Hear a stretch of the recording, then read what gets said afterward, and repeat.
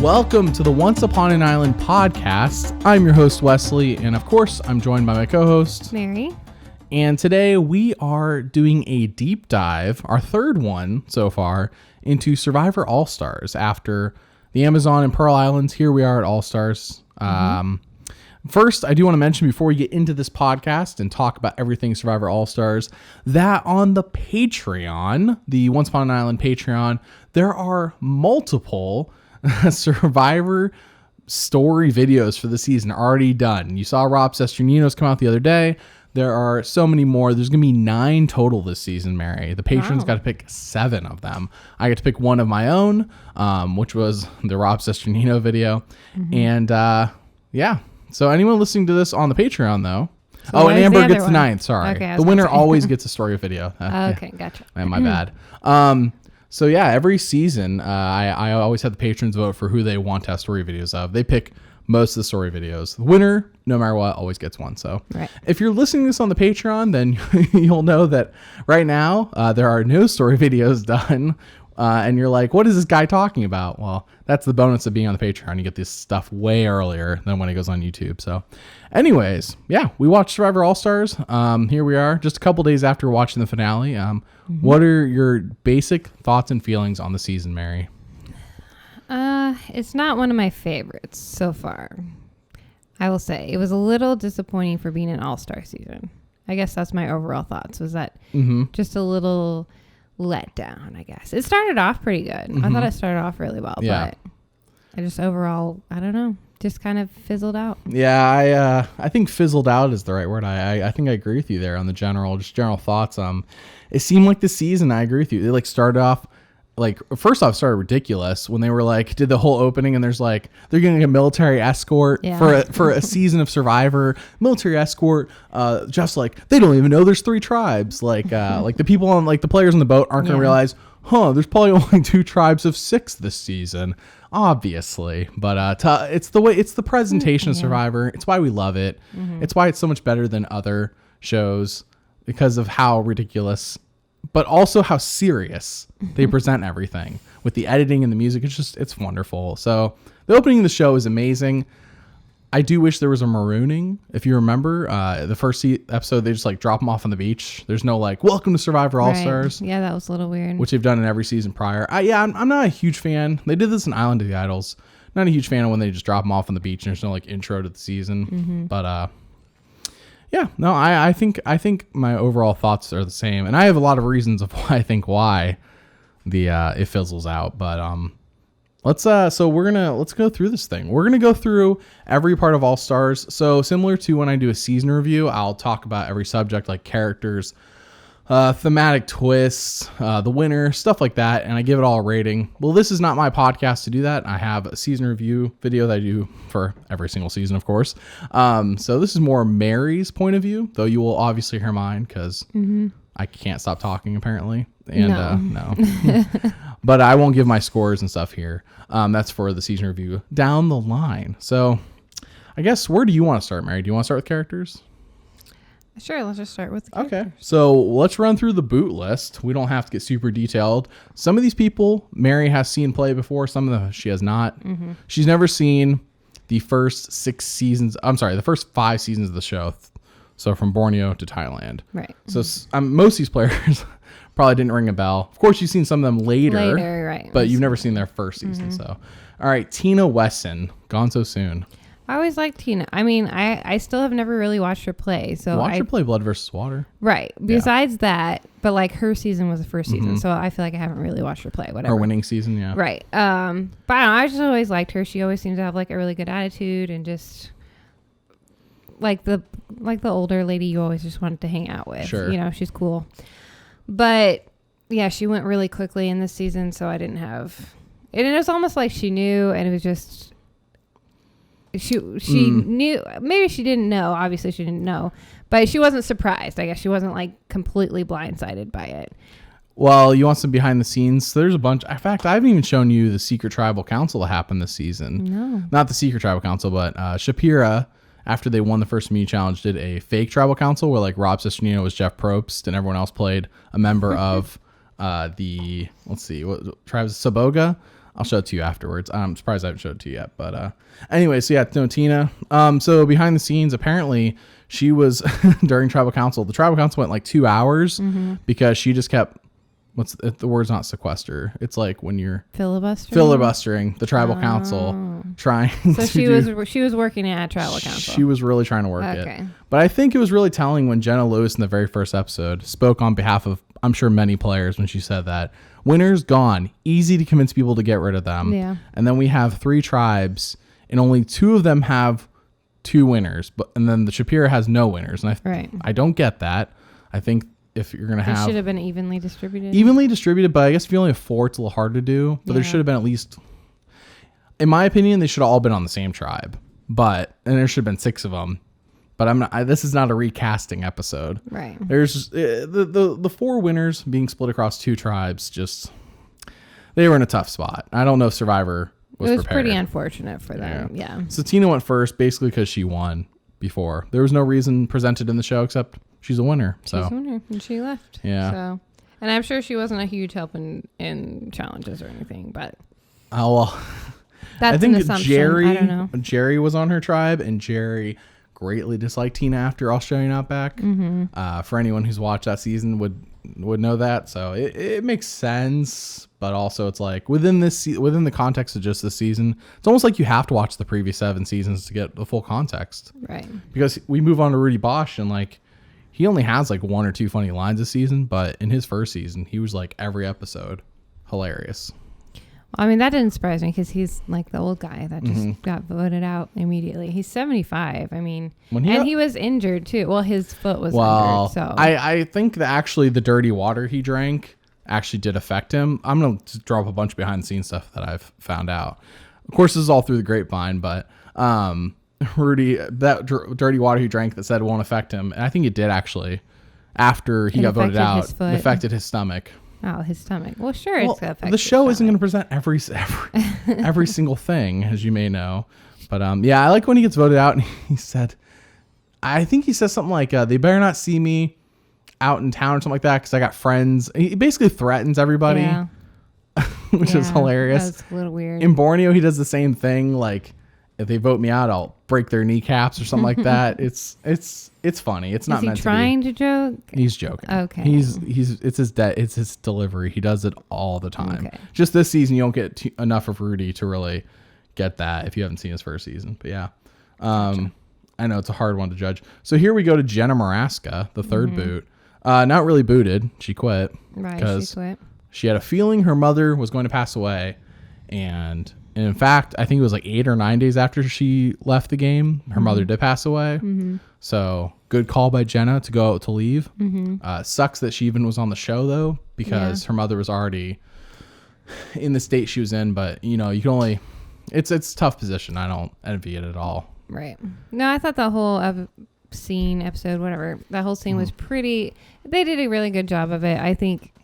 Like you saw some people like Alicia getting mad at Jenna for quitting, and then so like Rob surprised Rupert's me. like, I wouldn't quit, right? But he doesn't like begrudge her for quitting. Right. Everyone had their own opinions, but like I think Rob surprised me with how he was like, Boston Rob. We got to separate. Boston Rob surprised me with how he was like, oh, we can't judge her. Like I didn't expect him. I expected him to be more like Rupert, like.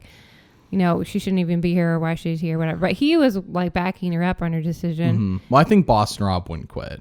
No, he wouldn't. So even if he had said that, but he was saying, I mean, he specifically said, hey, we can't judge her for making her decision. This is her and her mom. Like she needs to do what she needs to do. Sure. Which was, it just seemed a little out of character for him from what I had seen so far.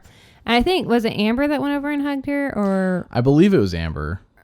Or it may have. Could have been Jenna. At the top of my head, I believe it. You're right. I believe it was Amber. Without going back and just rewatching it right now.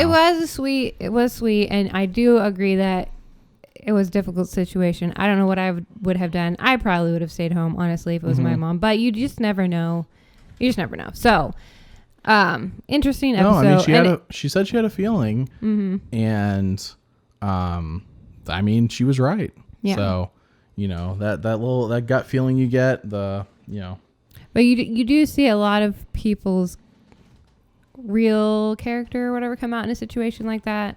Like just how they, I don't know. I feel like it's easy on Survivor too. Like you expect this to happen or this is going to happen. But when something like this happens and you're kind of like, it like shakes them up a little bit. And then, well, I think her quitting is like the first like chink in the armor of the season. Because the first 2 episodes are like a lot of fun. I can't find much, if any, fault with the first 2 episodes, besides the fact that, the people who won are getting targeted. But in terms of like why the season ends and you're like, oh, that was okay. I think this is like the first chink in the armor. Like Jenna quitting, and it's like it has its own episode. It's not like Jenna quits and then they continue the episode and we actually get like a proper it's like the whole thing. It's the whole episode, and it makes the 42 minutes drag a little bit. And of course, they go to that they're actually at the immunity challenge, or maybe it was a reward challenge. Top of my head, it was one of the challenges. Anyways, it's the one where they blindfold them and they do the blocks. And so they don't do that challenge here, but then like the next episode they do that challenge, which I'm sure was not great for Survivor production, who had planned to do. So I'm sure there's some challenges that were cut from the season, is what I'm trying to say, because they just redo this episode. They just redo this challenge later in the next episode. So yeah, it's this episode, the one where she quits, is like the first chink in the armor. But if this was like the only thing, it'd been fine. And it happens early in the season, and it's kind of a disappointment because we saw her win Amazon. And it's like, okay, let's see what she can do now. And she like basically doesn't get shown at all in the first 2 episodes. And then she quits. And it's kind of like Jenna was here, but didn't really affect the season. So yeah. Then we have one of my personal favorites, Rob Cesternino, goes next. Yeah, I was sad. Big disappointment. He went so early. I liked watching Rob. So I think Rob is a victim of not being a winner, but being viewed as he should have won. Kind of like Colby Donaldson was viewed as he should have won, because Rob is on the Shapiro tribe. And let me list for you who's on the Shapiro tribe and how they finished. So you got Sue Hawk, who finished 4th in Borneo. Let me see who's next. You got Alicia Callaway. She finished, top of my head, I don't know. I want to say she made the merge in Australian Outback, but she was not like, she got 9th in the Australian Outback. So she was not even like close to winning that season. She was on the wrong tribe, basically. And then after that, you have Tom Buchanan. He finished 3rd. He finished 4th his season. You have, of course, Rob, who finished, believe Rob got 8th or 9th. He made the merge, but he didn't make the jury. And then Amber, who finished, I believe, 6th her season. So, but Amber was never viewed as a threat. Right. No, they definitely viewed Rob as a threat. So Rob's like the highest man on the pecking order here. He like and Jeff even literally called him, the smartest player to never win the game. And you got Boston Rob on a tribe with Rob, and Boston Rob's goal this season is to make every male look like an idiot in comparison to him. Every male Boston Rob comes in contact with, he's trying to make look like an idiot. And you see that here because he's like, oh, Rob, he's like going around and like being lazy and all this other stuff. And well, when they were trying to find the box, like they had those clues or whatever. Yeah. And you just making fun of like, beach. Yeah, on the beach. Yeah, of course. Sure, Rob did misinterpret the clue. But that was because they dug everywhere around where the clue said, and so he was just trying something different. Yeah.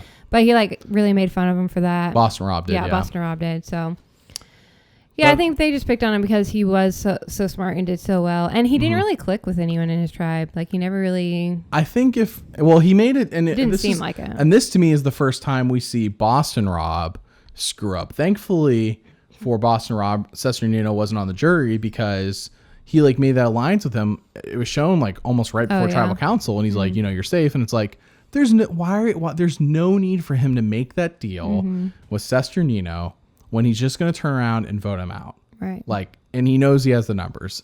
On a 6-person tribe, it's not hard to get the numbers if you get, or to know you have the numbers. You don't have to count on like 6 other people. So it's an unnecessary move. It's a jerk move. And it's just there to make other Rob Cesternino, who, by the way, now Matt Mary calls himself the Rob that sucks in comparison to Boston Rob. And so if he ever goes back on, people are like, oh, that's just the Rob that sucks. So he's downplaying. He's downplaying his threat level. He's been doing it for years now. Yeah, but he is Nostradamus. He says Rob and Amber are going to do it, and they only show it like 3 times on the show. So he's not wrong. They did it, and they're still doing it. Anyways. But yeah, no, it's a shame because he does have some good confessionals this season. And I think out of the first 4 boots, he's the most memorable because Tina doesn't really do much. Rudy has a line or two. Jenna, of course, quits. And then Rob. Jenna's memorable because of why she quits, but yeah. Yeah, but not memorable. For her boot. Yeah, for her. Anyway, yeah.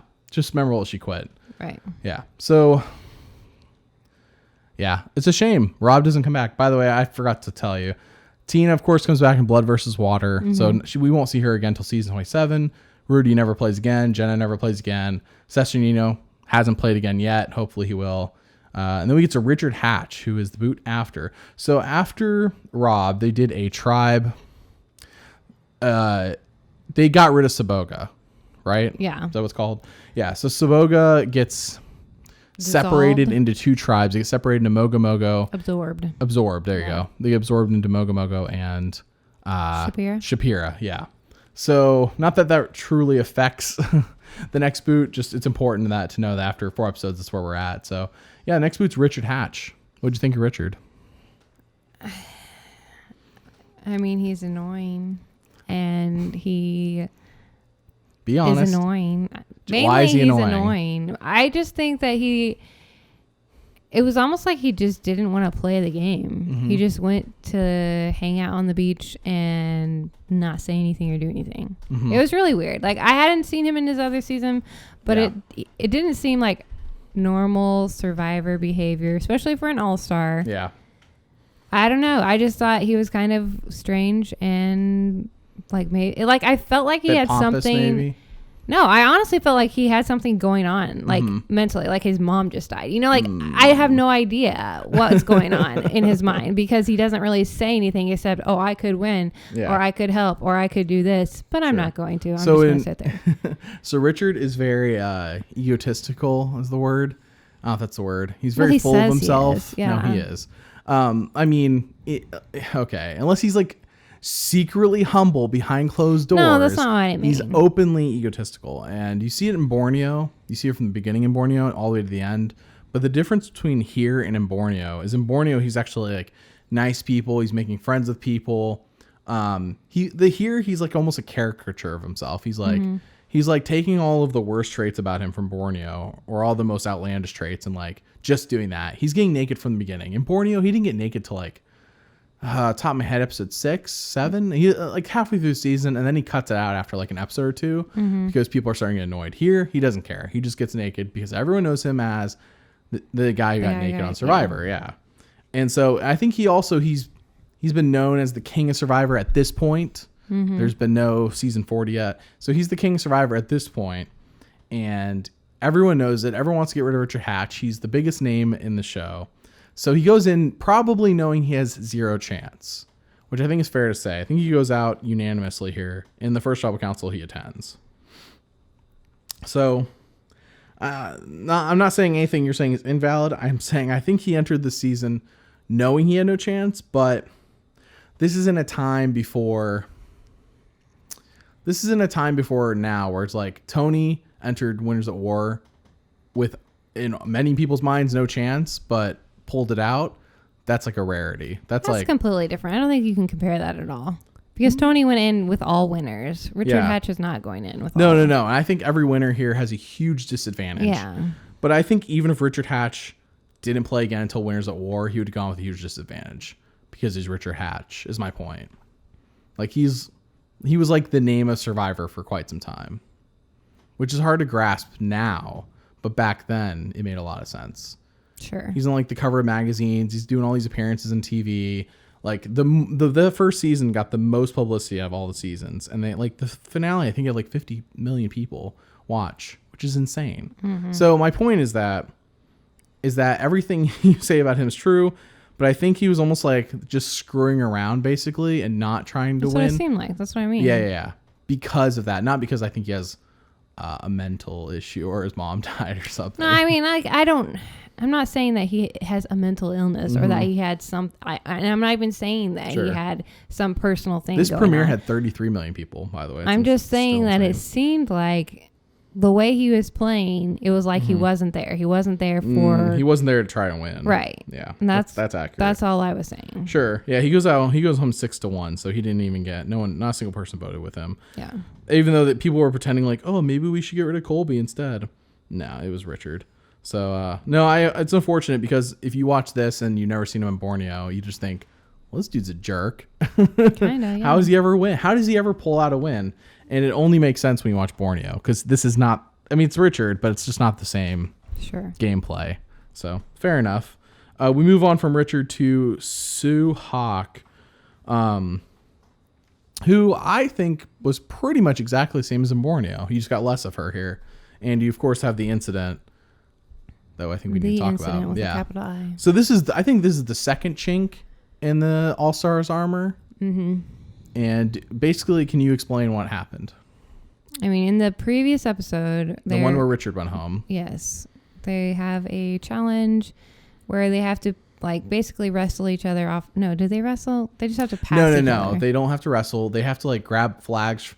It's kind of like the attack zone for people who've seen Thailand mixed with... They made it better because the attack zone, people will just, like, randomly enter into the middle of the challenge and attack people and throw them off.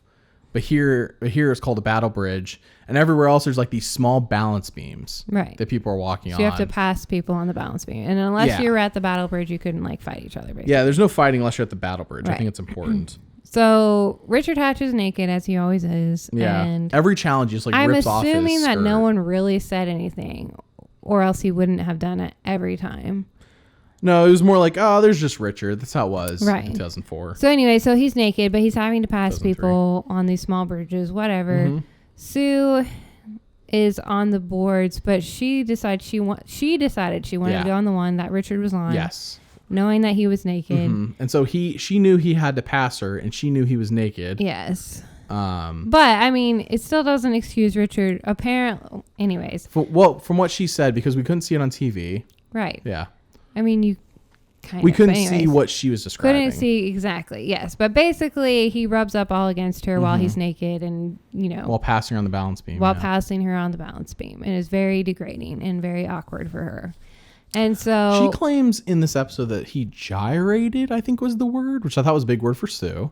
Because she's usually used words like that. I'd have to rewatch it. There was definitely a significant amount of time where they're near each other. Because there's three people... Yeah. All right there on the same little square. Richard was being goofy for Richard, and he was like being jokey, and she's like, "Oh, come on!" And Jeff's like, "Oh, none of that here. That's not why we're here." And they kind of just move on past it in the episode. It doesn't get brought up again. But in this episode, Sue's boot episode, which is not a boot. Once again, we have a second quit of the season.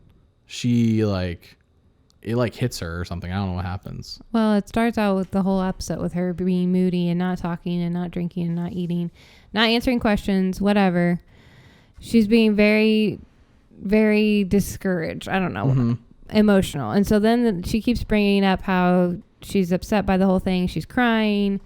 She is really hoping, that her husband doesn't freak out when he sees it. Et cetera, et cetera. It seems a bit extreme from my perspective, but I'm also not a female who has been rubbed naked by Richard Hatch. Sure. So I can't give a fair assessment. I can't either. But the show does take its time to show everyone on her tribe give their opinion about the incident. Right. Well, so then she blows up and they get to the challenge. She sees that Richard Hatch has been voted out. Well, hold on. We're kind of skipping. We're kind of skipping a little bit. Because we hear from everybody on the tribe. And what's the consensus among most people on the tribe? We didn't really hear until after. Did we? Yeah, it wasn't really... Oh, okay. There were no honest opinions till after. Yeah. She was just like getting crazy. And she's like, I hope they voted Richard out. If Richard's still here, I'm going to do this and that. Mm-hmm. And so they go to, I believe it's the reward challenge.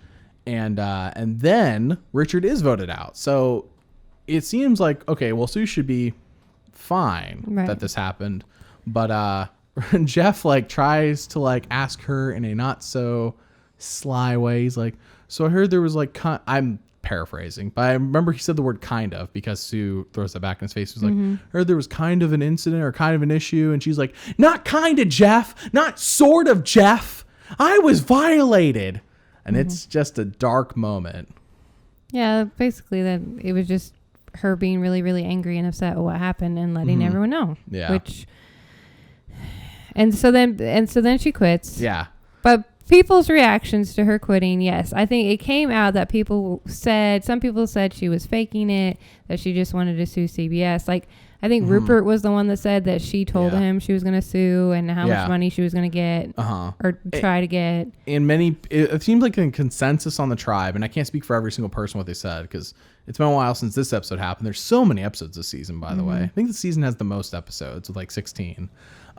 This is like episode 5 or 6 here. Right. But yeah, like the consensus on the Shapira tribe is that Sue is... It's weird to everyone that she didn't react the day it happened. It was like the next day. It's almost like she slept on it, woke up, and was like, having this reaction. And so it's making people think that she is faking it to get money. And I believe after the season that, I can't say that she was faking it, but she does get a settlement from CBS.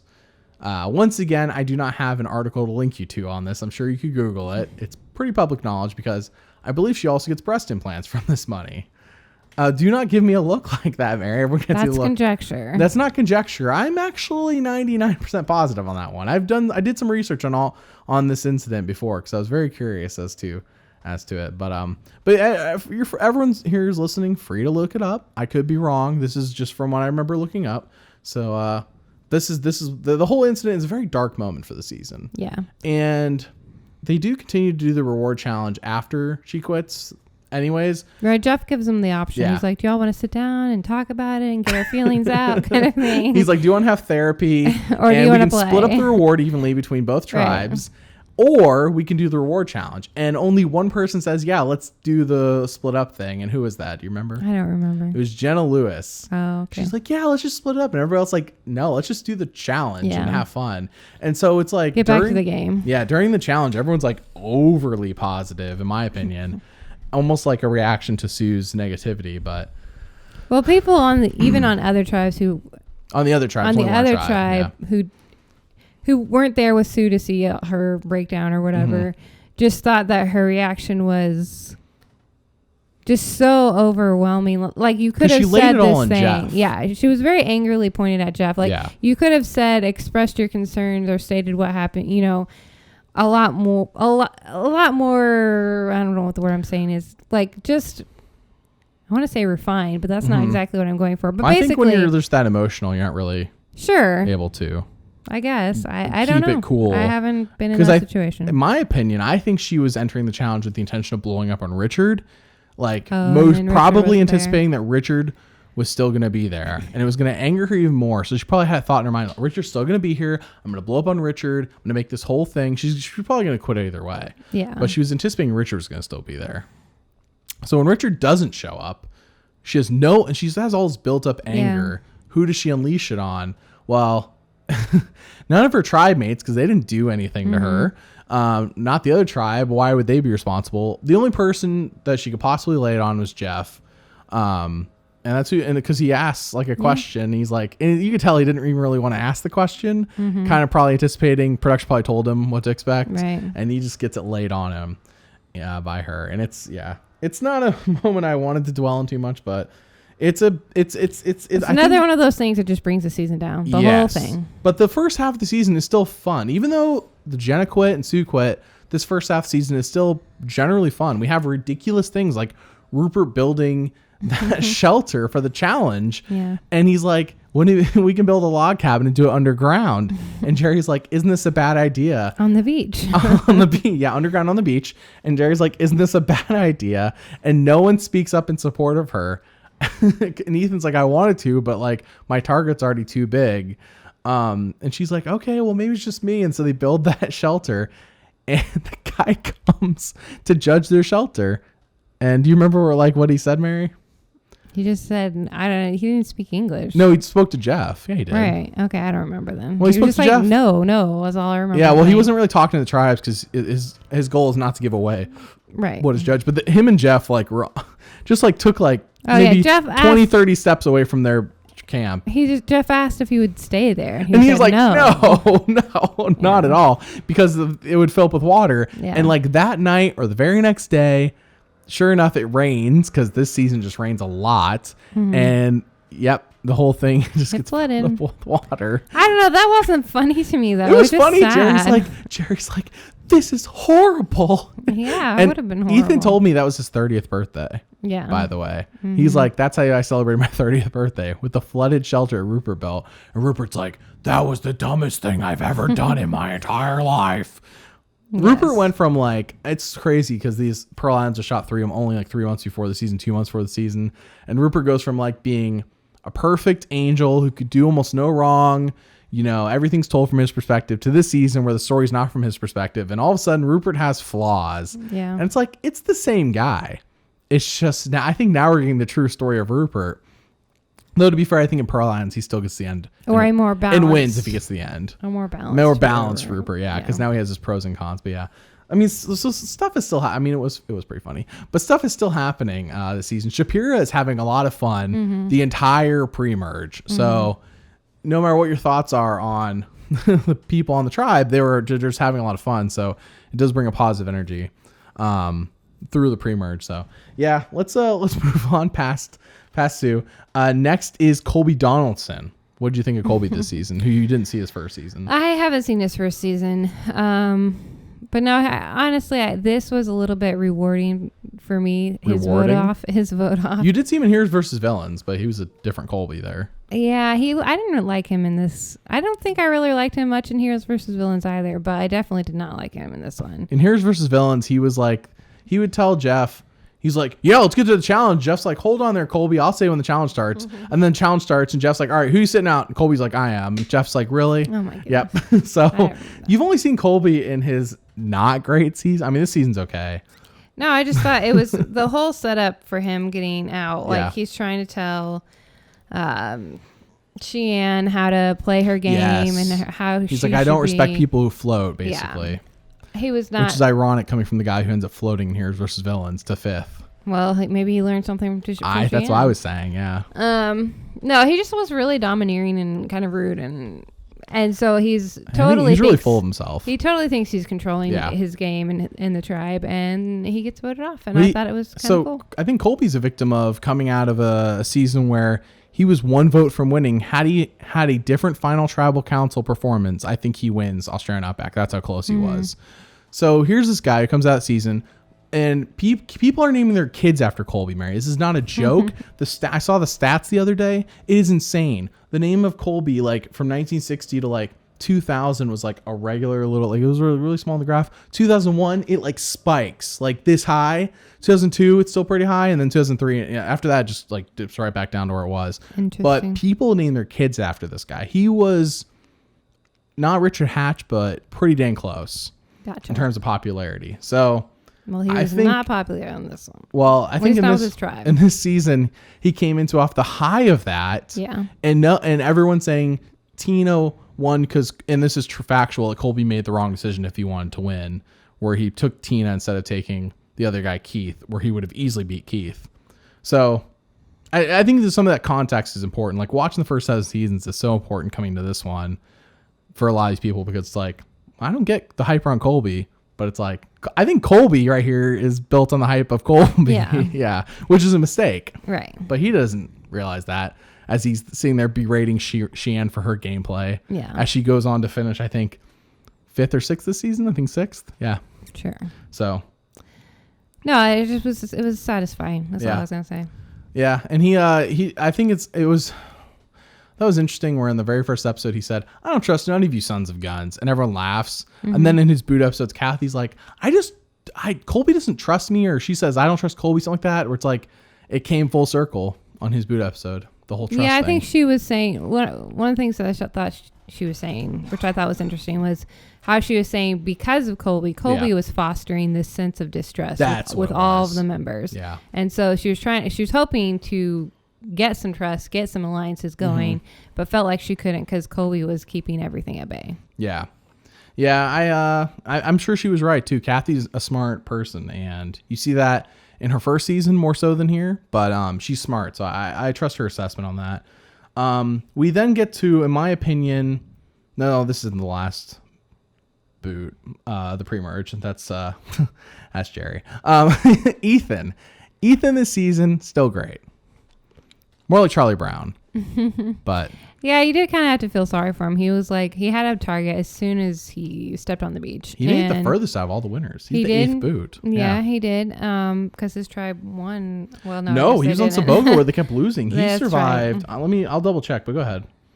No, it just you can't help but feeling bad. Like, he's doing everything possibly in his power that he can do to work hard, to fish, to fit in with the tribe, to do excellent challenges. He was doing everything he could. He was doing everything, and he was trying to build the relationships, and it's just like it doesn't matter. And Lex just because he won. Yep. And like they'll sit there and have discussions at tribal council about, well, why do you think you should keep Ethan because he's won, or should you not keep Ethan because he's won? And like they had this whole discussion. I think it wasn't the tribal he got booted out, though. I think it was... it was one of the tribals he went to, because I just counted. He went to 5 tribals before he got booted. So he survived 4 without getting booted. And, of course, 2 of those were Richard Hatch and Tina, so 2 other winners, who, in my opinion, had bigger names. Right. But he did survive the Colby boot and the Rudy boot. So he survived 4 tribal councils no matter what. So props to him for such a massive target. But, they were definitely like at a tribal council going... can't bring a winner to the end. I think it was Jenna Lewis. Winner at the end is going to win again. And she's right, as we learn later on in the show Survivor. But there's no evidence for this yet. Right. So Ethan's pitching, no, if you bring a winner to the end, no. And he might be right for this season. Nobody's going to give a winner another $1 million. And I think this season he's right. This cast, I think with this cast, he's correct because of the vitriol. Not vitriol, maybe not. But the people don't like winners this season. So I think if he gets the end, he's right. But in Heroes vs. Villains, the first time we ever see a winner return to the end, Sandra wins. Right. So it could be argued either way. Well, and the thing that was so sad about his boot too is when Lex sat him down and was like, listen, I'm your friend, so I'm just going to tell you Lex, that you're getting booted. And Ethan, of course, gets upset by that. He's like... Why? Right. Lex, I know he didn't say this, but it's like they were friends. They were like partners in crime in Africa. And Lex keeps saying, friendship has nothing to do with it. It's a game. It's all business. It's all strategy, It's for the game. It's all business. And so, I think it would almost have been easier for him to not just even, because then Ethan spends his last day like miserable. Like, I think it's always better to not tell the person you're about to vote out, even if there were no hidden mute idols like there were back then. Yeah. You just don't do that. Why? What's the point? Yeah. It's like, it's almost like, what's the point? Similar to Boston Rob making the deal with Rob right before he boots him. Like, there's just no need. What's the point? I think Lex was trying to keep their friendship, by like, we can still be friends because I'm telling you, I'm not going to backstab. I think that's what his goal is. And that was his goal. But Ethan was just like, you are my friend. You should be working to keep me.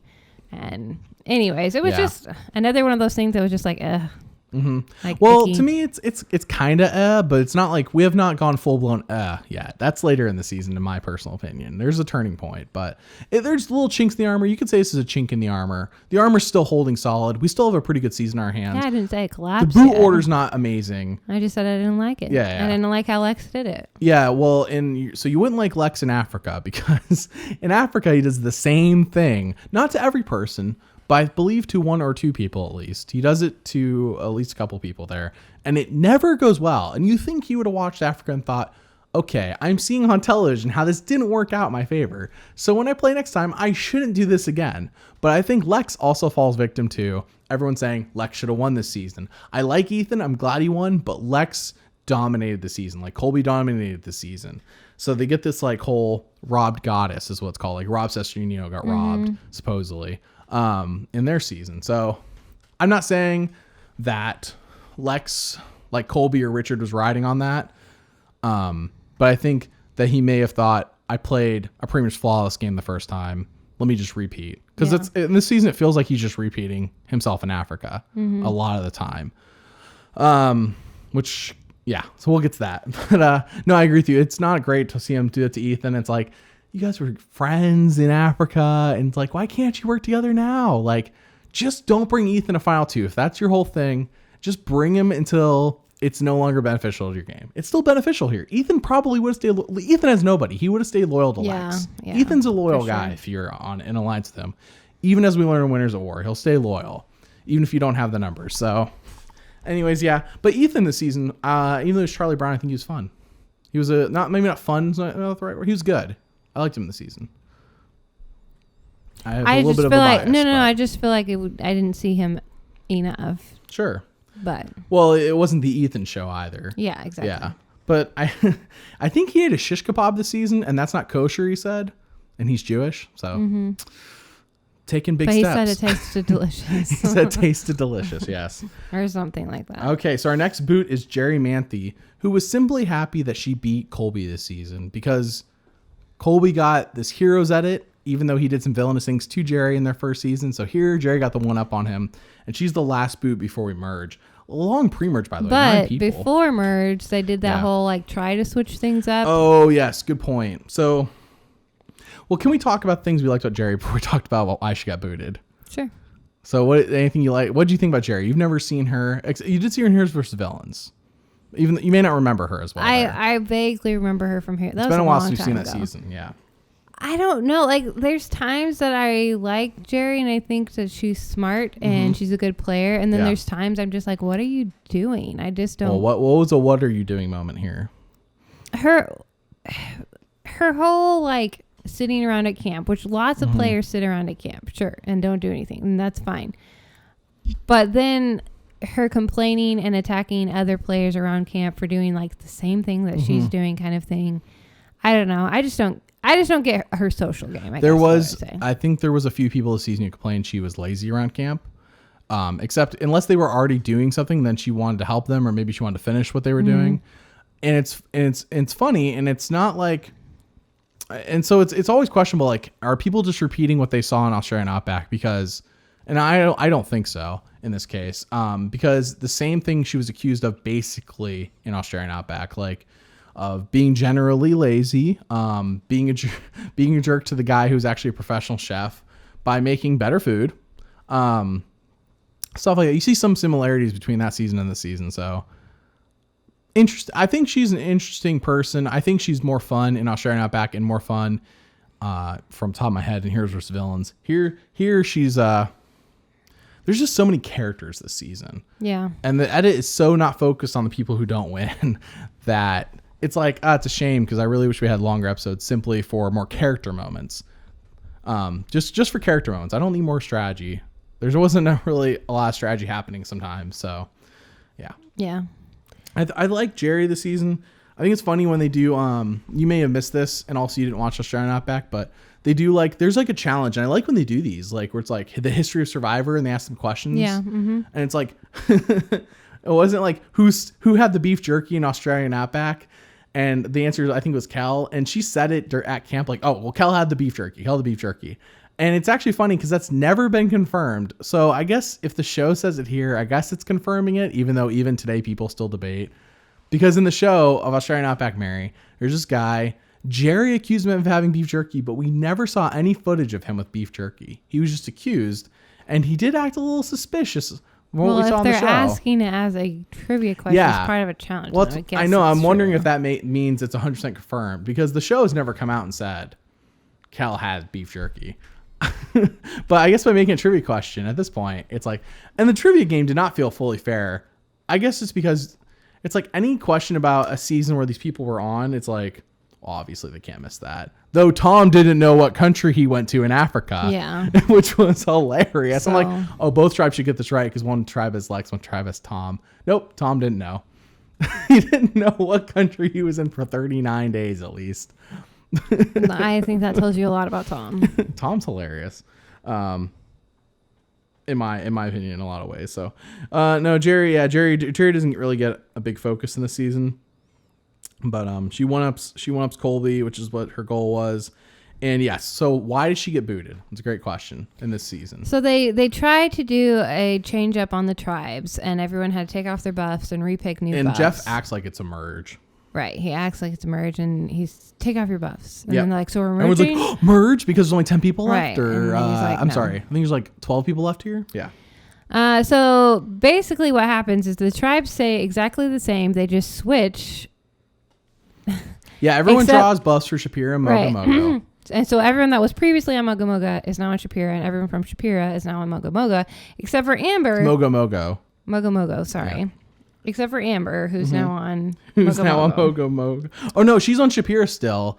Yeah. Or she's on Shapira still, sorry. Shapira still, and everyone who was on Mogo Mogo is now on Shapira with her. Right. So... Which is confusing. Not great for her Amber and Rob's budding relationship that we haven't really talked about yet. Because I haven't talked about. But what is interesting about this is everyone's devastated because everyone from Amber's previous tribe, try not to be confusing. They're like, oh no, Amber's a goner. Is like just upset and like they start to leave and some of them come back and give Amber hugs and there's like this music, sad. And all this stuff. And so it's like just obvious that they assume Amber's going to be gone. I mean, why wouldn't you? Honestly. Right. And which is a safe assumption. But also like I did note that it was interesting because sometimes you'll see this and you'll see tribe slots or whatever and like, oh man, that sucks because y'all are down now or whatever. But no one like goes over and hugs them and is like, oh, I'm so sorry, kind of thing. So it is a point in Amber's favor, I guess, that everyone likes her that much. Well, it's just like when we talked about her hugging Jenna earlier in the season. Amber gets a lot of love from people, I believe, as a person in the season. She gives a lot of love too, and we see it. I'm sure we'll talk about that more when we get to her. But anyway, so they get to the immunity challenge, and which one loses? Mogo Mogo loses. Which was previous. No, it's the Shapira tribe loses because Amber has to go to tribal council. Yeah, sorry. Shapira it's confusing because the whole tribe switches. Yeah, Shapira loses, so Amber's going to tribal. So as they're leaving, Rob grabs Lex and is like, hey, we're friends. If you can keep Amber, I'll keep you whenever. Well, okay, to be fair, he doesn't say I'll keep you. He says you do what you can. I'll do what I can. I'll do what I can for you. Very specific. Yes, very specific. He's very emotional. He's clearly making an emotional decision here. Yes. Which I think is important. Yes. Because what he's saying here, I believe, is the truth. Like, and the truth in meaning that what he's saying in this moment, he truly believes. Even if that's not what happens later.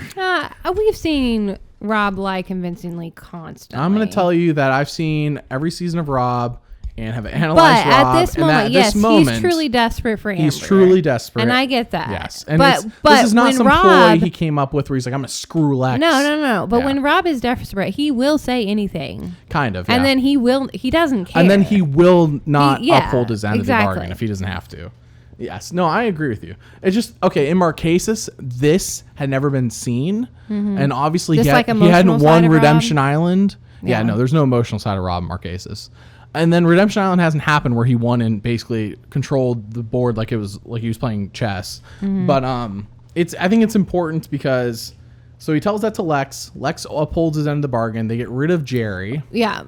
But Lex and Kathy both were in on this, and they both talked about it.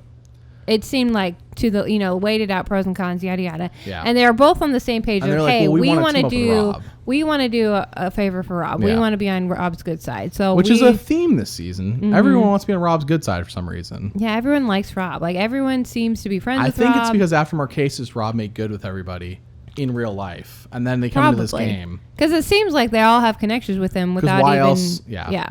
Only Kathy was on a season with him prior. Why else would he have all these people wanting to like trust and befriend him? Right. Yeah. And nobody really liked Jerry still at this point. So sure, Jerry did get booed out of the reunion. Well, I meant on her tribe. I'm on her. She was the ultimate villain for a time. But anyway, so it wasn't. It didn't seem like a big loss for them or a big sacrifice for them to get rid of Jerry and to keep Amber. It didn't really seem that way. Yeah, Jerry wasn't like an alliance with Lex. Right. They were doing it to keep on Rob's good side, but they still made the decision to do it. Like it wasn't going to be terrible for the game if they got rid of Amber. But they still didn't think about numbers. I don't know. They weren't smart. But anyway, so they got rid of Jerry. Yeah. Obviously, they were thinking that, well, to be fair, they just got done watching Amazon. If they watched Marquesas, Marquesas had happened. Amazon had happened. We have 2 seasons now where people have watched. It's not about what you go into the it's not about your tribe having a number going into the merge, because your tribe can go in the merge having a number and it be completely flipped. Yeah. It happens in Marquesas, and then Amazon, it doesn't even matter Pearl Islands, I don't think they even reached the merge watching that show before they went out and played this one. Mm-hmm. So unless Rupert told them boot by boot or whatever, or told them what happened, they don't have any idea. So I think it's fair to say that they weren't thinking about the numbers because unlike the first 3 seasons and the 5th season, they were thinking here it's all stars. Numbers aren't as important. It's going to be truly individual when we reach the merge. Well, that's what Lex and Kathy, I believe, thought.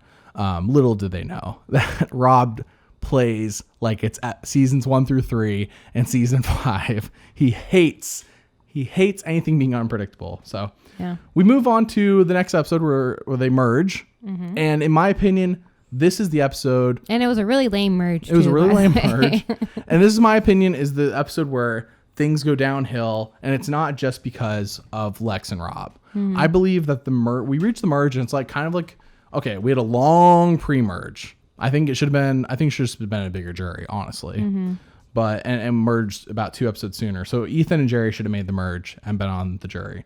And it would have changed up the game too. But it took us forever to get to the merge. And we get there and it's like, you look at who's left in the game and you're like, oh, these aren't all the people I wanted to see. If you've seen the first season, you're like, this isn't Tina, Rudy, not really Jenna, Rob Sessionino, Richard Hatch, Sue Hawk, Colby, Ethan, and Jerry. Those are the people I want to see. And Lex. I like Lex, but Lex goes first. Yeah. And he goes out in such a fashion that is just, everyone else is like I like Rupert, I like Tom. Personally, I like Boston Rob after Marquesas. But I get, there's only a few people here that people would have been like, yeah, I'm glad to see them. Everyone else is kind of like, oh, these are the fillers. Yeah. Not really fillers, but these are not people, these are not the big names. So that's my opinion after seeing the first 7 seasons. So we get to the Lex boot. Let's paraphrase this conversation. I'll be Rob, you be Lex. You ready? Okay. Hey, Lex, I just want to thank you for keeping Amber and just want to let you know, probably gonna have to get rid of you tonight. What? That's not fair. I kept up my end of the bargain. We're friends. What do friends do? Nope. I thank you for doing that. Friendship. Thank you for doing that, Lex. But it's a game. No, and, friendship before game. Friendship. It's just business. It's just a game. It's not business. It's friendship. Yeah, even though Lex, the whole pre-merge, Lex like, I'm here to win. It's just business. Yeah. It's just business. Just business. Just business. Then we get to his episode, and all of a sudden, it's not just business. And when that happens to him, the thing he did to Ethan, where he's like, it's just a game. Up. He gets so mad, and Rob handles this super poorly. Yes. Rob's does a terrible job. In fact, he probably shouldn't have even told Lex this, because if he had just blindsided Lex, I think things could have gone a little bit better. I don't know though, because once he made that deal and he didn't uphold it, he screwed himself. On Lex's vote. Right. And the jury. And Kathy was sitting right there, and Kathy's bawling, and she's like, why are you doing this to us, Rob? And Rob's just like, I'm sorry, I have to. My impression's probably not the best, but he's just probably really just repeating himself, like, I'm sorry that you feel that way. I'm sorry. I don't think he even really said sorry. He was like, it's a game, and I told you I do what I could. I did what I could. And I'm not. I think he was I'm sorry you feel that way is such not real. You're not saying sorry. Yeah, that was the only time he said it. And it was at the very end. He's like, I'm sorry you feel that way. Yeah, basically. But it is what it is. Yeah, and then he leaves and walks away. Yeah, the conversation, and it's just the ultimate betrayal of Lex, who did the same thing to Ethan 2 episodes before, but Ethan reacted a lot better than Lex did here. And it's just such a shame. This is such a mark on Lex, because Lex was so great in Africa. And Lex is like this when he feels betrayed, Mary. He was the same thing in Africa. This is literally like Africa, except he didn't get third. And things went his way for the most part in that season. So when things don't go Lex's way, this is how he reacts. And he's so negative, and it's such a black mark. This is for a lot of people probably a turning point. For me, it's when the merge hits, but yeah. So Lex goes home because Rob views him as a threat, and as well as he should, Lex wins a lot of challenges in Africa. Yeah. A lot of challenges. He's like a challenge beast that season. So, and if you look at the rest of the cast, Lex is the biggest threat to Rob in challenges. So I get it. But why couldn't he get rid of Kathy and Sheehan first, who are both from Mogo Mogo as well? I don't know. Because they're not threats. Well, I'm just saying, I know. So Rob, I think, is the first victim of not managing the jury correctly. Well, in terms of he could have won had he just managed the jury right. Yes. Colby Colby, I mean, I guess not really. Colby mismanaged the jury as well, but this is like I think Rob's is so much more extreme because it's like Rob should have been the clear runaway winner, but he wasn't. Whereas Colby could have won by a vote or two. Rob could have probably clean swept the jury. Maybe. He could have won 6-1, 7-0. Maybe. Had he just been nicer to people. And this is the first example of the jury where he's just not. It's the same thing as he did Rob Cesternino. There's just no point. There's no point. It's pointless. There's no point. Like, Lex is not going to win every individual immunity until the game ends. Get rid of Kathy. Get rid of Shan. In my opinion. He could have. Could have. Yeah. Anyways, so Lex goes home and he is not happy. And that will come up at Final Tribal. So Kathy even acts like she might give Lex her necklace. Because she wins individual immunity for the women. Because I think a man and a woman both win. So she's going to give her necklace to Lex. But then she doesn't. And Lex, once again at Tribal, looks betrayed. He's like, he's got like this like shocked Pikachu face going on. When he doesn't get the necklace. If she would have gone though. I believe Kathy was more concerned with her game than Lex is. In the moment though of Lex's betrayal, she wanted to give it to Lex, but then later on she thought about it. So yeah, basically Lex goes, and then Kathy goes. Any thoughts on Kathy? No, I mean I honestly don't even remember. I just know it was like kind of line by line at this point. It's kind of like Kathy was not this season, editing wise, it was just like all these characters and they didn't know how to balance them, in my opinion, yet. So Kathy, even though she was like, she had like the biggest story in Marquesas, and people rag on me for not making her a story video. First, frankly, she could still get a story video. I've said that I will go back and do story videos from past seasons, but as of right now, she doesn't have one. But she does have the biggest story of Marquesas.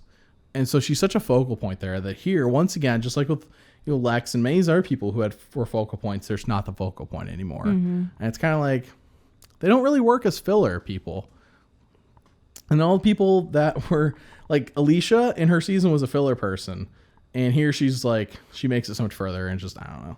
The whole boot order season really affects things. So yeah, it's fair that you don't remember Kathy's what I'm saying. Basically. Yeah, I honestly wouldn't accept that she got so emotional about Rob. About him. So then we move on to Alicia. Alicia basically had one moment in Australian Outback, and that's the moment where Kimmy Kappenberg was talking to her, and Kimmy told Alicia, "Don't wave your finger in my face." And Alicia said, "I will always wave my finger in your face." And that's like all Alicia was known for from her season. And then she gets on to All Stars. Well, to be fair, it's weird. I also think that she's the only black person on the season. Because I know you didn't see the first few seasons, but like Sean Rector from Marquesas and Jervis Pearson should have been on this season. They're both black men, and they should have been on this season. And it's like because they were such major. Like Sean and Kathy had such big stories in their season. It's a shame from Marquesas that they weren't both on here. And then Jervis in season 1 was like one of the top names. Yeah. So it's crazy. Jervis was supposed to be on the season, and then I think he not got replaced. I want to say he was an alternate. I'm sure somebody will correct me, but Jervis, I believe, was supposed to be on the season, but Sean never got called. That's what Sean said in our interview. So gotcha. Yeah, Alicia being the only black person is kind of a shame because she wasn't even like the biggest. She wasn't even like a big name on her season except for that one moment. But yeah, in this season, what'd you think about her? I mean, she seemed pretty strong in challenges. She seemed, she was really passionate about playing the game. I don't think she made an alliance with Rob. I mean, who didn't? But everyone in Shapiro made an alliance with Rob. But she made an alliance with Rob and stuck with it. Sure. She was with Boss loyal. And Rob. Right. Yeah. And she didn't really make an alliance with anyone else though. And I don't know. Again, you don't see that much of her. She wasn't a good strategic player in her first season either. Right. Whenever you see her, she's being passionate and loud and doing her thing. She got really mad when they did that. Remember they did those questions at the... Yeah, that was this episode, wasn't it? That was this same episode, yeah. So Sheehan wins immunity because Sheehan's supposed to be going home next. Sheehan wins immunity, says everyone here is stupid for not working with her and flipping on Rob. Stupid's a strong word, but I agree that they should flip with her on Rob. But they don't. And Alicia, at the immunity challenge, they answer a bunch of questions. And most of them were like, who would you trust with your life? Stuff like that. Good. I mean, pretty good questions. But there's definitely one in there that was like, this is meant to be a bomb, and to bomb everything. And it was who is least deserving of being an all-star. And now, I don't know who. Now, looking at the rest of this list, in my personal opinion, I'd probably agree Alicia as well. Though it was a tie between Alicia and Sheehan. But Sheehan doesn't get offended. What about Jenna? I mean, I haven't seen their. Yeah, Jenna Lewis, you could also argue, was least worthy. Or it's Amber, fair. I don't know. Alicia, Sheehan, and Jenna. Amber, you could argue her as well. Rob, Rupert, and Tom were all. I think they're all worthy. What's that? I don't know about Tom. I mean, just because he's Tom funny. finished in 4th, and he was a major character of Africa. Trust me. Yeah, but he was like, trust me, Tom's worthy of being an all. If Tom was on All Stars, I've been surprised. Gotcha. Rupert and Rob also. Rob's probably the least worthy out of those 3 guys. So, anyways, the answer could have been, in my opinion, Alicia, Sheehan, or Jenna Lewis, or Amber. But yeah, no, it ended up being a tie between Sheehan and Alicia is the one who takes offense. Right. Yeah. I even forgot that it was a tie. I thought everyone voted for her because of how strongly she reacted. No, it was a tie. Jeff said there was another one that was a tie between her and It was Sheehan. this one. This is the one where Jeff said it was a tie between Alicia and Sheehan. Sheehan's like, whatever. Alicia gets super offended by this question. Gotcha. Yeah. And she doesn't even know who voted for her to be least worthy. I mean, because there's 8 people left. So that means 4 of them voted for Alicia.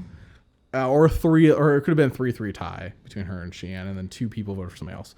But still, she just she's gets very emotional about it. So emotional about it. Like during the award and after the award. Which makes me think maybe she thinks that as well. Probably. I mean, it's always always makes me wonder, because I think Sheehan knows that I could not be an all-star. Sheehan didn't even make the merge in her season. It was a delayed fake merge, but still, Sheehan didn't even make the merge in her season. So Sheehan's probably whatever. Also, she thinks everyone there is stupid. Whereas Alicia doesn't takes care what they think. Personal offense to this, yes. Yeah. And it shows, and it doesn't help her at all. Yeah. Yeah. So I think that's probably what did it, because Sheehan won immunity, and then they're like, well, who? And Alicia's pouting over there. So I think it's so weird because every episode, so Lex Goes Home, it's a huge thing between him and Rob. Kathy goes home, and hers is basically just the aftermath of the Lex thing, 2 negatives. Alicia goes home. She's mad about her not being an all-star. She goes home. Next is Sheehan. She's calling everyone stupid, and she goes home. It's just negative after negative after negative. Yeah. Tom goes home. And he, off camera, is trying to get rid of Rob, but on camera, and he does this in Africa as well. On camera, he's acting like he's not. And even on camera, he's talking to Rupert about it, which, I mean, sure, that's more, good I think he's more entertaining, Rupert. Yeah. But Tom does this in Africa too, where I believe off camera he is agreeing to get rid of, I believe, Lex that season. But never on camera. I think Tom is very concerned with his image. Even though Tom, I believe, is a fun character, and every tribe he's on seems to have fun, which is good on Tom. But when Tom reaches the merge, he does this where it's off camera, he's making deals. And then on camera, he's like, oh, I didn't make any deals. I was loyal to the very end, And Boston Rob, he's right when he calls him out on this. But yeah. So what did you think of Tom? It's like Tale of Two Toms. Just completely skipped over Sheehan. Sorry. What did you think of Sheehan? I like Sheehan. Yeah. I think she was smart, and I think she was funny, but I don't think she can never win Survivor. I want to say never. Well, unless she changes as a person. The Sheehan we see in this season in Thailand cannot win Survivor. She berates people in both seasons. Yes. At the end, she gets really angry because she has no alliances. She has no one with her. Sure, she could have worked a little bit harder to try. It makes more sense this season. And find the crack. But I think she was just done. And I think, when we haven't talked about this, but I think it was just the whole negative season where they start out with no food and no water. And everything just pulled everybody down in the constant rain. Yep. I think it really feels like the merge, the rain picks up.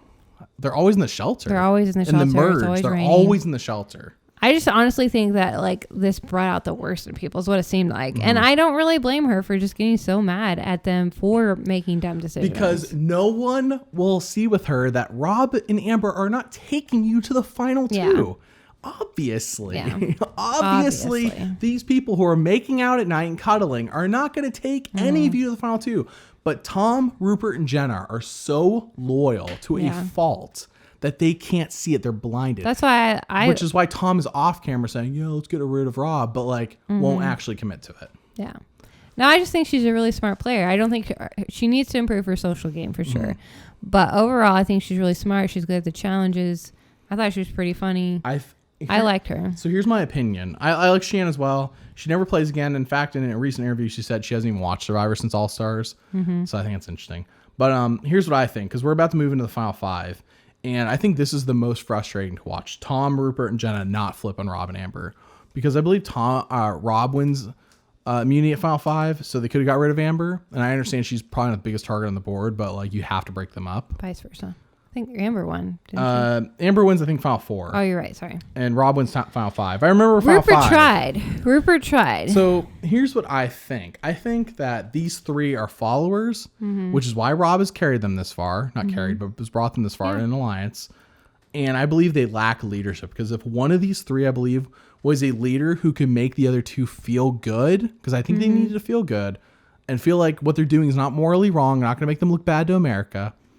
Of flipping on Rob and Amber, they would have flipped. But because none of them, there's a reason why Rob brought them, none of them are like leaders in that sense. And none of them could convince the other two, this is a good move for us. And you won't look like a bad person for breaking your word to Rob. Rob, the thing that Rob did right is Rob never broke his word to them. Or if he did, like he did with Lex, he always makes it sound like I had to, I didn't have a choice. So Rob frames things in a way that makes Rob look like what he's doing is okay, even if Rob's just being a jerk. But none of these three could frame to the other two why flipping would be the best choice. Yeah, because I'm pretty sure there was times Jenna talked about we need to get Rob out earlier in the season. Rupert definitely tries to get Tom to flip. And by Rupert trying, it's more like, hey, we really need to do this. Yeah, it's more like, hey, we should do this thing. And less can I count on your vote? Nothing he's like not that. good at convincing him, like you said. This but is Rupert's weak tried. Rupert's would be great if he had if Rupert's a number 2 in an alliance, I think he'd be he's like that's his best. Yeah. Like when him, Sandra, and Krista are all in alliance Pearl Islands, it works because Sandra's willing to make these hard calls, and Krista is also willing to say yes to them. Krista's not scared. Yeah, scared to say yes. So Rupert going on with those two makes sense. Rupert's great, but Rupert's not a leader. Yeah. So, and it really shows here because Rupert gets further than he does in Pearl Islands by 4 spots, but this is not the same Rupert who was going to win the season in Pearl Islands. Yeah. So no, Tom goes here 5, and this is just a side note. On Rob Has a Podcast, apparently he's doing the interview with Rob Sessionino, and the way he talks, it's almost like he forgot that Rob Sessionino was on the season and on the same tribe as Tom. Like the way Tom's talking, and Tom voted Rob out, but Tom will not acknowledge on the podcast that he voted Rob out. Oh my gosh. But that just emphasized me here in 2019. I think that's when his podcast was, that even in 2019, Tom is still worried about, or maybe he just has lied to himself enough to think that it's like the perception of Tom is more important than you know what I mean? Like, how did he forget? Like, there's only 6 people on this tribe, dude. Yeah. And Tom has not played since. By the way, the only people who play again, I meant to tell you this at the beginning. So obviously Tina, you know that. I was gonna look. Colby plays again, you know that. Ethan plays again, you know that. Jerry plays again, you know that. Let's see. Rupert plays again. Boston Rob and Amber play again. Right. I believe you're aware of all these people, but it's a shame, in my opinion, Tom never plays again, because I really like Tom, even though he does, I believe, make some sexist remarks, which does not hold up. More so in Africa than in this season, but it's just like this final 5, I believe, is what sours a lot of people on the season. Starting with Lex, but once you hit this final 5, you're just like, come on, how does no one see this Boston Rob and Amber thing? Yeah. Yeah, I don't know. I think they kind of did, but they just didn't have the guts. I don't know why they didn't have the guts to do it. No, because they're all worried about how they're going to look. And Rupert and Jenna have this alliance that they're like, well, we're going to stay with Boston Rob and Amber. And it's like, bro, unless you win immunity, which for Rupert, I believe, is an option. Rupert could have won Final 4, Final 3 immunity, possibly. I don't know if Rupert's going to have his hand on that idol which is the final 3 immunity challenge. I don't but know. Rupert is a challenge threat. Tom probably not. No. So yeah, Tom goes, Rupert goes, Jenna goes. But anyways, what'd you think about those 3 in this season? I know you loved Rupert and Pearl Islands. I do love Rupert and Pearl Islands. Yeah. I don't know. I just never really cared for Tom. He just was loud and brass. I didn't really see him doing a lot of game strategy, so I can't. Because he wasn't. So he probably wasn't. He just kind of seemed to float along and try to have fun. And yeah. And his only strategy was he knew him and Rob would be the final 2. And that's all he just kept saying. Yeah. Me and Rob, we're tight. We'll be at the final 2. We've got this game. And I guess good on Rob for making him feel that way up to that point. But I don't know. He just didn't really impress me much. I didn't even think he was that funny. Tom's a great guy, I think, to have on your tribe in the pre-merge. Because both seasons he's on in the pre-merge, his tribes are always having fun. Even if they lose a challenge, they're still having fun. And you always see Tom as the initiator of like goofing off and having fun. And that's an important thing, I think, to have on your tribe. Like Mogo Mogo, I don't remember ever having fun. Sure. And Sabogo was constantly losing challenges. So they weren't really having fun. It was just Shapiro was having fun this season. And yeah. So then Rupert what did you think of Rupert this season? I still liked Rupert a lot. Yeah. I do think, like you said, it was a more balanced view of him. So he wasn't as fun or cool or just the main dude. But he still had like a lot of funny moves. Whenever he's on, I enjoy watching him, I think. I thought it was when Tom's son lost the spearhead, I was like, oh no, it's a repeat of Pearl Islands. And Rupert even says, it just reminds me of like Sean and Pearl Islands losing the spearhead. But he had another Except spear. This time I have my other spear. Yeah. Well, I wonder though, if Tom's son had lost the spearhead and that was their only spear, if Rupert would have found it again and gone, where was it? In the ocean. Maybe. Yeah, I know. It's like, I was almost waiting for him to do it again. Like just to find it again, even if it doesn't say that line, but no, he doesn't. No, I still liked Rupert a lot. Yeah. He still was pretty much the same person to me. And like, Rob picking on him and like bullying him and stuff, it just made me like him even more, because he was just like this little, he's like, I'm still just a fat kid that people pick on. Yeah. And you feel bad for him. Yeah, Rupert's pretty good here. He's just not as good as Pearl Islands is like peak Rupert. Yeah. And I think it's because the season is like so perfect for him. And it's just, to me, it's so insane how this is shot in the same location as Pearl Island season, but it is like the weather sucks so much harder. It's a different season. I know it's a different season, but it's shot just mere months later and we're in the same exact location and the weather sucks. It doesn't seem as pretty as before. Everything is just, and the music is constantly the whole season like so dour in comparison to Pearl Islands, where it's like constantly like fiddles and I don't know all the instruments. You would tell me better. But the music in Pearl Islands is so much more positive. Even when something like possibly negatives happened, like when Sandra took the Morgan tribe's tarp, and that could have been like don like the all stars like dour music, but it wasn't. It was like, you know, this piratey. It's all about that music affects a lot of the mood. And here this season, there's like no fun music, and it shows. And and everything is not as pretty. It's raining all the time, and somehow we're in the same location 3 months later. How is this even possible? Also, I don't think they're using the same. Well, that's what I'm trying to say. It's winter there now, or whatever it is. It's the rainy season. I told you this when we were watching. I looked up the historical weather for this location. But it was like the worst rainy season they ever had. It must have been, because it's typically in Pearl Islands, Panama, and they shot this in November, December. By the way, the temperature there, you'd be surprised, is actually fairly consistent across the year. Like from January to June to December is actually very consistent. So I'm sure the temperature was similar as it was in Pearl Islands, but the rain here is so much more, and it wasn't supposed to be.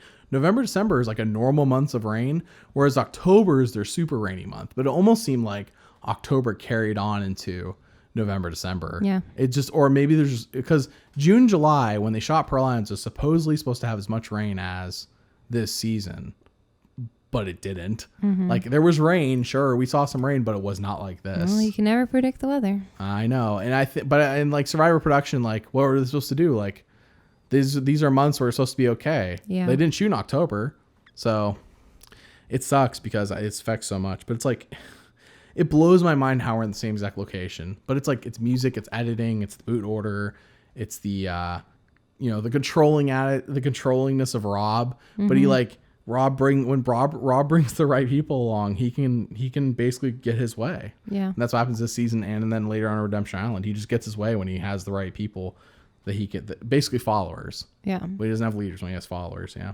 So Jenna was By the way, Jenna in Borneo, if she never played on the season, I would barely remember Jenna. That should tell you everything about her in Borneo. So, yeah. Then we went to Boston, Rob, and Amber, and they fell in love this season. That's like one of the sweet spots. Yeah. That's cute. And you liked when he proposed to her before they said who won $1 million. Yeah, I'm glad he proposed before. I think everyone was. I think if he had done it after, it would have been a much different look. Yeah. Even though it would still been genuine. Yeah. It would have been a lot different. So he did it before the vote, and I read some articles from Time, and people were mostly just talking about the fact that he proposed and she said yes versus who won the season. So it almost like at the time distracted a lot. And I think it's why you hear so many people, even me as a kid, saying like, oh, I love Boston Rob. Boston Rob's great. And it's like you watch the season, it's like, wait, why do I love Boston Rob? He's just like a jerk to people. He gets to final tribal. People are ripping him a new one. Yeah. He loses by 1 vote. But in reality, I think Kathy only votes for him because they're friends from Marquesas. I believe if Kathy just voted, and if Kathy played in any other season that wasn't with Rob before, I think Kathy votes for Amber, and Amber wins 5-2 instead of 4-3. I believe so. Personally, I believe so. I'm not saying this with any facts. Just because it seemed like, because Kathy was like dead set on voting against Rob when he betrayed Lex, but like she changed her tune, but Lex didn't change his tune. So, and she even says during her question to Rob, like, we're friends, we've known each other for 2 years now, stuff like that. That's what she's saying. I think it's important. So I guess let's first impressions of Rob and Amber here. Did you like Rob and Amber? I liked Rob much better on his other seasons, and it's just he's so rough in this one. Like he's still super smart, he's still great at challenges, he's kicking still everyone's pretty butt. Funny. Yeah, he just sucks at the people part, which he's never been great at. But at least in later seasons, he learns how to manage people much better. Well, in Redemption Island, everyone still hates him. He just brings 2 people to the end who nobody wants to vote for. It doesn't matter. He still did a better job. He brought Philip Shepard with him to the final 3. I know. I'm just saying he did a better job, I think, in his relationships in Redemption Island. But, I mean, I really do think he probably is a little bit ahead of his time, because if he had been doing some of these moves later, I don't think you would see people getting as mad or frustrated. Well, yeah, you definitely wouldn't see Lex, like, claiming the friendship thing. Yeah. Sorry, I got sneezed. You can go ahead. You probably also wouldn't see Tom getting so upset at him. Well, you wouldn't have seen... Well, Tom wouldn't be pretending like he wasn't trying to flip on Rob. I mean, Tom wouldn't be like, I wouldn't do that, because Rob berates Tom right before they vote him out. Yes. Just like Rob does that thing to Lex. He loses 2 votes. Rob loses the game on these 2 people. Yeah. Because Alicia's mad at Rob, but like, I don't think there's anything Rob could have done about that. Except just not vote out Alicia, apparently. But that wasn't the game plan. What he should have done was just not made an alliance with her. He didn't have to make an alliance with her. Well, she was in the Shapiro tribe, and everyone Alicia's also a follower. So he just had his group of followers. I know. Including Amber, who was his wife and won the game. Anyways, I'm just saying, I think that if this had been a later season, first of all, him and Amber wouldn't have made it so far, because we learned power couples are a real thing. And so things would have turned out differently. If there was a Survivor All-Stars 2 and Boston Rob and Amber were more recent players, this would not pan out the same. Right. Yes. But you can only play on the season that you're playing on. You're not playing on future seasons. You're only playing the game. Yeah. If he hadn't have made a couple vital mistakes, it would obviously he should have won. Yeah. But he did make those vital mistakes, and that's why he lost. Everyone argues that Russell should have won Samoa, and I think this is the first example that if Russell had actually, and this is just from my understanding, Russell was not a super fan of Survivor before playing Samoa, so he probably hadn't even seen the season yet. But if Russell had seen this season, I think Russell maybe plays Samoa a little differently, because Boston Rob, to me, the way he handles the jury is very similar to how Russell handles the jury in Samoa. Yeah, I don't think anything changes Russell. Maybe, but I'm saying Russell berating some of the jury members as they go out the door, even in the final 3, telling Natalie to her face, I'll put you on the jury. Like, it's day 39. Like, what? How is your ego this big that you're telling Natalie you're going to put her on the jury? Right before she wins, of course, which is hilarious.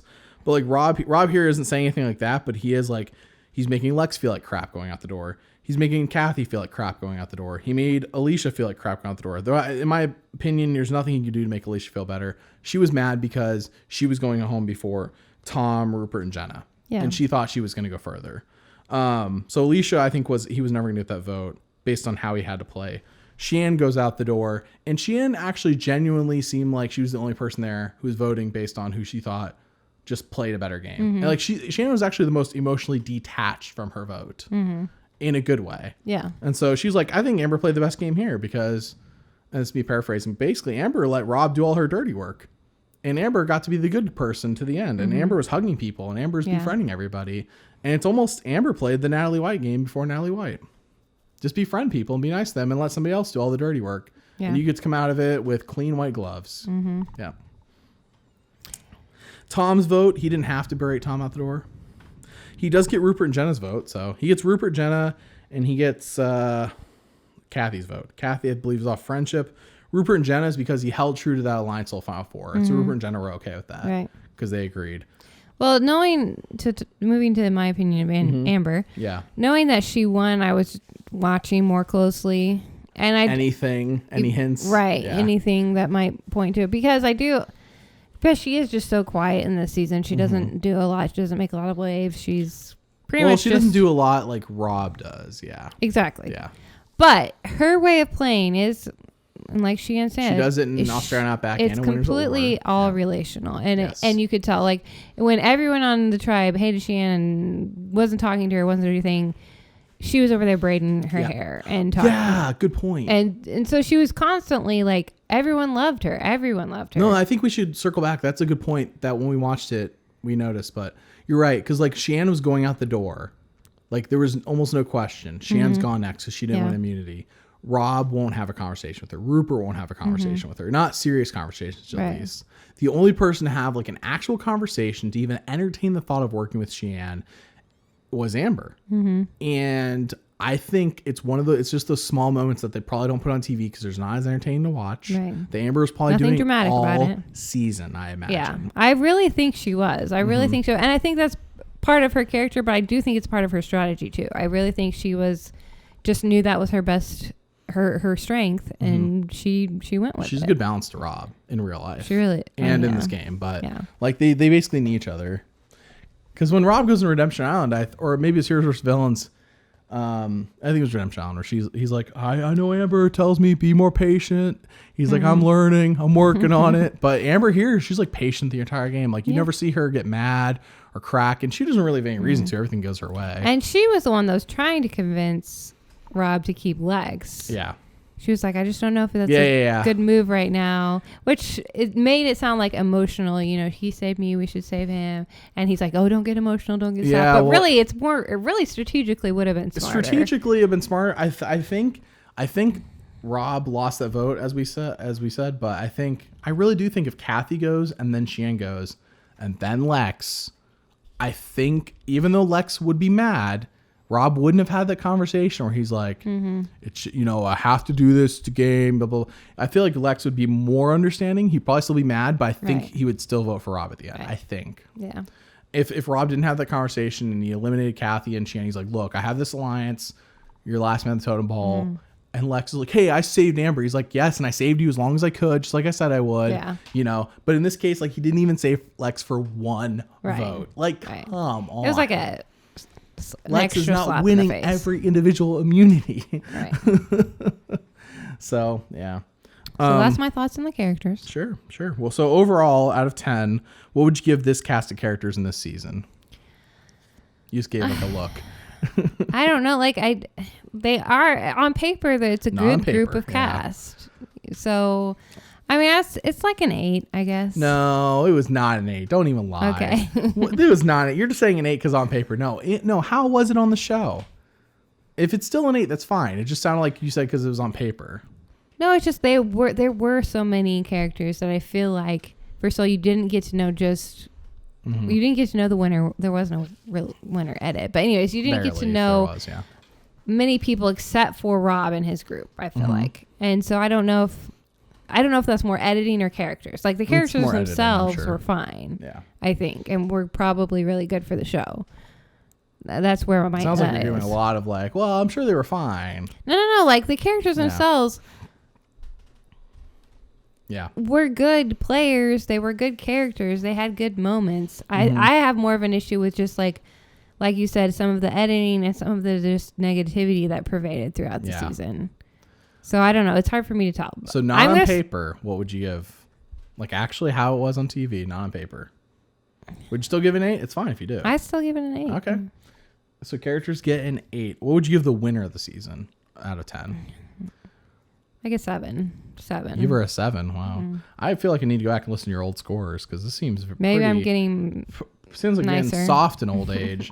I'm trying to think of the other things I do production wise. What did you think of the challenges? There's no twists, but the challenges this season. No, the twist was that they didn't get any food, and I didn't like that. That didn't help, I don't think. And they got like... They did that in Marquesas, but Marquesas, they also had like trees with like these huge fruits, grape, like these they could eat. So like it sounded like it was bad. Did they have water? They didn't have any water. They didn't have any fire.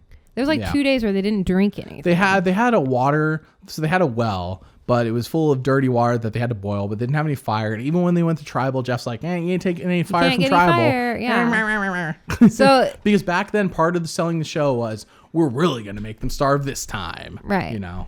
But I don't know. I just felt like that was a bad decision. Yes. On production because it brought everything down. It did. Even those first episodes where it was fun, it was still like people were suffering, and it's just not fun to watch people suffer that much. A little suffering's fine. They can't focus on the game because they're so thirsty and hungry. Yeah. I thought that was. It's only fine when it's like you want to know what you're playing for, and he reveals it, and it's like Applebee's, and everyone's like, yeah. Applebee's, woo! But it's not fun when it's like, oh, I can't make fire and eat or do anything. It's only fun for like a day. After that, it's like, get them fire, please. Mm-hmm. Yeah. And the twist is that they're all winners. So I mean, or all So it's like stars. You should be able to know how to do all this, even though you've had matches in previous seasons to do this. I don't know. I just didn't think it was like they had this really high expectation of them. They do, I guess, and it was just like they still need to drink, still need to eat something. Yeah, I don't know. And Richard's like. I could make fire, but I'm not going to. Yeah. Funny behind the scenes thing, Mary, I didn't tell you, is that Richard supposedly, Richard supposedly snuck matches in his butt cheeks into the game. Oh my gosh. So in this season? Yes, in this season, not in Borneo, in this season. And so ever since then, they have to do full body checks of everybody going into the show because of Richard sneaking matches in his butt cheeks. That's ridiculous. Or maybe it was up his butthole. But either way, his butt... I don't want to say it was his butthole. I'm just saying his butt was involved in bringing matches onto the season. Imagine Richard's butt. Imagine it with matches, okay? You now have that image. Thank you. The cast now gets a 9 out of 10. The idea to have all-stars, so when he made that joke, I think he was joking because he snuck matches. But I gotcha. Yeah. And Jeff knew somehow? They found out. Yeah. Yeah. And I don't think he was able to keep them, obviously. Anyways. It's pretty funny. But no, I didn't like especially how they began the season. Sure. Yeah, I think the first half of the season, I'm not going to give it a rating, but the first half of the season for me was good up through the Jerry boot. And then after the Jerry boot, the season just takes a nosedive and it just was harder to finish for me. Mm-hmm. But, okay, so we've rated, so what would you rate production out of 10? Like a 5. 5, okay. I'm trying to think what else I rate whenever I do this. Thematic twist. Did you like that they did an all-star season after on the 8th season? I thought that was, I don't know, or but was it a bit too soon for you? After like knowing that there's 40 seasons of Survivor, to me it seems weird. I mean, but at that point of time, this is for context. This was now the show had been going since 2000, and this is now 2004. So we are 4 now years. 1, 2, 3, 4 summers later. Doing Survivor. Yeah. It's not like, I get it. I think it wasn't, at first I was like, what? All-Stars at season 8, but sure, season 8. And they did have plenty of good players, so I can't fault them for trying. I don't think it was a bad idea. And I think that was good. Yeah. People aren't happy with like half the cast. And the reality is that I think if they had gotten everyone to say yes, and if they had like put people like Jervis on this season, I think it could have been a top tier season, top to bottom with the cast. But I think part of people's issues is the cast. I think the cast, if you're going to do an all-star season like this, you always have to have a cast that are studs from top to bottom, so that if the boot order doesn't go the way you want, at least there are still people at the end that you like. Yeah. So like in Winners at War, everyone's a winner. Like you could argue that no matter how that boot order goes, you could still like the final 5, final 6, final 4. Whereas here it's like this final 5, like, yeah, but like their gameplay of the season's not great. But like at least in Winners at War, they couldn't go wrong. I mean, you can disagree. No, I just disagree with the fact that you think their gameplay wasn't that great. I mean, Tom and Rupert and Jenna's gameplay was terrible. Rupert and Jenna gameplay was pretty good. Tom, was just floating along. All right. But I feel like Rupert and Jenna actually made efforts and did things in the game. You're such a casual. Sure. Now I'm going to cry. I'm trying to think. There's usually something else so you're irate because that was only. And we already talked about like the music and stuff and how it wasn't great and production, twist, characters, winner. Usually one more thing I tackle, and I'm feeling so dumb for not remembering. Editing. That's part of production. No. Do you want to talk about the editing though? No. Music. Music was dour almost the whole season. Mm-hmm. Wow, I feel really dumb. Any other thoughts you have before we get to an overall final score from you? I'm gonna look up what things I usually cover. I mean, I really did like the challenge where they had to build shelters, and Rupert's was a disaster. It's a disaster. And the other tribe, Lex's tribe, tried to make it too cool. Like they tried to build this awesome tree house. Mm-hmm. And Rob's just like, I know how to build a house. I'll just build a house. Yeah. And of course Rob wins because it's like his profession. Because it's a profession. And it's sturdy and it holds up to the shaking and the inspection and whatever. And they had a swing and it was cute. Now I know they're not exciting challenges, but I like seeing stuff like that because it's just different from normal Survivor stuff. And I don't know, it makes you have to think and work with things that you don't normally have to do. And I think that's more what the original Survivor was. It's like get out of your comfort zone and do things you wouldn't normally do. Mm-hmm. Whereas now it's just like challenge and strategy. Is there any player from the season that doesn't return that you'd want to see again? Cheyenne. Yeah. She doesn't even watch the show anymore. I know. I think that's sad. I think she was really good. I think she felt really burnt by this season from what I gathered. I could see that. If anyone wants to know what I'm talking about, and Rob has a podcast, he's doing this amazing series with Teresa Cooper from Africa where they talk to players who played in old seasons and people just haven't heard from in forever. Cheyenne was one of them, and that's how I heard that. Not because I have a personal connection to Cheyenne, but no. So she talked about it. She basically hasn't watched it. I'm trying to look up what other things I rate. Characters, of course. The winner. Maybe we are doing everything I'm forgetting. I feel dumb. How do I not remember every category? I don't know. Sorry, this is your... Anything else? Are you looking forward to next season? Do you want to know what next season's called? What is the next season? I'm burning time here. I'm trying to look this up. What is the next season? It's Vanuatu Islands of Fire. And not to spoil anything, but at the beginning, Jeff does stand on an active volcano as he does his whole speech. It doesn't surprise me. And I guess we could talk about how Rupert also won $1 million for being America's favorite. Yes. Good we should point. Definitely talk about that. So they do a whole extra episode after the season, and they do a bunch of things like who's the sexiest player to ever play Survivor and stuff like that. But what they actually do is kind of like American Idol at the time, doing America gets to vote. Mm-hmm. So America got to vote for who is their favorite player. I kept waiting for them to say something like Soul Survivor, like America's Soul Survivor, but they never do. Because I was going to use that against them. No, just to be like, Rupert's actually a winner. They all vote, and the final four of this is Tom, Boston Rob, Colby Donaldson, and Rupert. And I was shocked that Tom was in the final four, honestly. Yeah, I kind of was shocked at that too. But Rob, Rupert, and Colby. Yeah. Colby all made sense. Mm-hmm. No, I was just glad that he won because he spent 2 seasons back to back playing Survivor, playing his heart out. Yeah. And I think he deserved it. He really did. I don't know. He did a good job. And I think he deserved the respect. Well, I'm tripping. I've looked and I can't even I don't have a script in front of me for I do for older episodes. So we're going to assume that we've covered every aspect. Usually there's always there's always 5 in production, twists, characters, winner, something else. Oh, what else would I rate the season for? I don't remember. Maybe it is just the overall score. Probably just I'm going to feel really dumb when somebody comments and says what it is, or I go back and watch all. Overall score is like a 5 for me. So you gave characters an 8. Well, that's what I'm saying. Like, I feel like the actual characters themselves were... But they weren't. If they were so good, the season would not be a 5 out of 10. You can have your score. It's your score. I just do not agree. My score. I think the characters, and I believe most people could agree with this, that the characters affect the score so much more. And you're saying characters are great, but the season wasn't good. Well, the characters are the season. There's no twist. There's no like hidden immunity idols. Come on. No, I think a lot of things affected the characters in a way that made the characters not great. Okay. Well, I agree that production, it wasn't the best, and all the rain didn't help, and them making them suffer. But I don't think the characters are an 8 out of 10. But we'll wait for my season review video, because how can you give the characters an 8 on this season and then give the season a 5?